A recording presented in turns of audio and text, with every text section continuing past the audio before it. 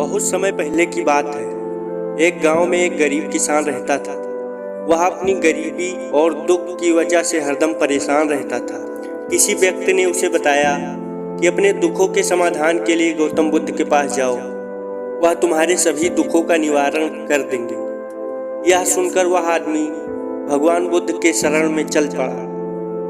वह भगवान बुद्ध के पास पहुंचा और कहा, हे महात्मा, क्या आप बता सकते हैं इस जगत में सिर्फ गरीब और अच्छे लोगों के साथ बुरा क्यों होता है? उस आदमी ने आगे कहा कि हे भगवान, मैं एक गरीब किसान हूँ और मैंने आज तक कोई अधर्म का कार्य नहीं किया है और ना ही कभी किसी जीव को सताया है, फिर भी मेरे जीवन में इतना दुख क्यों है? उस व्यक्ति ने फिर कहा, हे प्रभु, मैं अपनी आजीविका चलाने के लिए खेती का कार्य करता हूँ, लेकिन कई बार वर्षा पर्याप्त नहीं होती और मेरी फसल बर्बाद हो जाती है।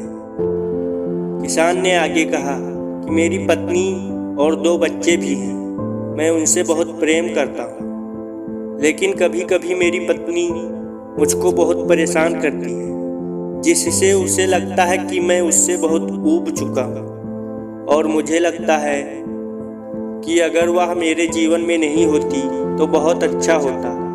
गौतम बुद्ध उस किसान की बातें ध्यानपूर्वक सुनते रहे। किसान ने आगे कहना जारी रखा और बोला, मेरे 2 बच्चे भी हैं, वे अच्छे हैं, लेकिन वे कभी कभी मेरी बातें नहीं मानते और उस समय मुझे बहुत क्रोध आता है और लगता है कि वे मेरे बच्चे हैं ही नहीं। वह किसान ऐसी ही बातें बुद्ध से करता गया और उसने अपने सारे दुखों को एक एक करके बताया। गौतम बुद्ध ध्यानपूर्वक उस किसान की समस्याओं को सुनते गए। उन्होंने बीच में एक शब्द भी नहीं कहा। किसान अपनी समस्याएं बताता चला गया और आखिर में किसान के पास बताने को कोई भी समस्या नहीं बची। अपना मन हल्का हो जाने के बाद वह चुप हो गया और बुद्ध के जवाब की प्रतीक्षा करने लगा, लेकिन भगवान बुद्ध ने कुछ नहीं कहा। किसान अब और सब्र नहीं कर सकता था। वह आवाज ऊंची करते हुए बोला, क्या आप मेरी समस्याओं का समाधान नहीं करेंगे?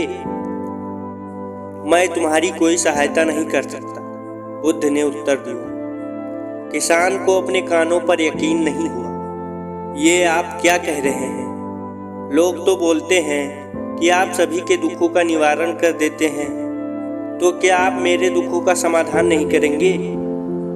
भगवान बुद्ध ने कहा, सभी के जीवन में कठिनाइयां होती हैं, लेकिन तुम्हारे जीवन में कोई नई कठिनाई नहीं है।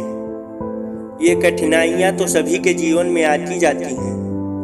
कभी मनुष्य सुखी होता है तो कभी दुखी, कभी उसे पराये अपने लगते हैं और कभी उसे अपने पराये लगते हैं। भगवान बुद्ध ने आगे कहा, यह जीवन चक्र है, इनसे कोई नहीं निकल सकता।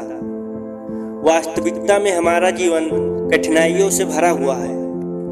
मेरा, तुम्हारा और सभी लोगों का जीवन कठिनाइयों से ग्रसित है, इसलिए मैं इन समस्याओं का समाधान नहीं कर सकता। यदि तुम किसी एक समस्या का उपाय कर भी लेते हो तो उसके स्थान पर नई समस्या खड़ी हो जाएगी। यही जीवन का अटल सत्य है। यह सुनकर किसान क्रोधित हो गया और बोला, सब लोग कहते हैं कि आप महात्मा हैं। मैं यहाँ एक आस लेकर आया था कि आप मेरी सहायता करेंगे। अगर आप मेरी समस्याओं का समाधान नहीं कर सकते तो मेरा यहाँ आना व्यर्थ हुआ। इसका मतलब सभी लोग झूठ बोलते हैं। मैं बेकार में ही आपके पास आया। इतना बोलकर किसान उठकर जाने लगा। तभी भगवान बुद्ध ने कहा, मैं इन समस्याओं का समाधान तो नहीं कर सकता, लेकिन हाँ, मैं तुम्हारी एक दूसरी समस्या का समाधान कर सकता हूँ। किसान ने आश्चर्य से कहा कि इन समस्याओं के अलावा कोई दूसरी समस्या? भला वह कौन सी समस्या है? भगवान बुद्ध ने कहा कि वह यह है कि तुम ही चाहते हो कि तुम्हारे जीवन में कोई ना कोई समस्या रहे। इसी समस्या के कारण दूसरी कई समस्याओं का जन्म हुआ है। तुम इस बात को स्वीकार कर लो कि सभी के जीवन में समस्याएं होती हैं, कठिनाइयां होती हैं। तुम सोचते हो कि तुम इस दुनिया में सबसे ज़्यादा दुखी हो और तुम्हारे जितना कोई और दुखी नहीं है। तुम अपने आसपास देखो, क्या वो लोग तुमसे कम दुखी हैं? तुम्हें अपना दुख बड़ा लगता है, लेकिन जो लोग तुम्हारे आसपास रहते हैं उनको उनका दुख बड़ा लगता है। इस दुनिया में सभी को अपना दुख बड़ा लगता है, चाहे दुख छोटा हो या बड़ा हो, लेकिन वह जिसके साथ घट रहा है उसके लिए वह दुख बड़ा प्रतीत होता है।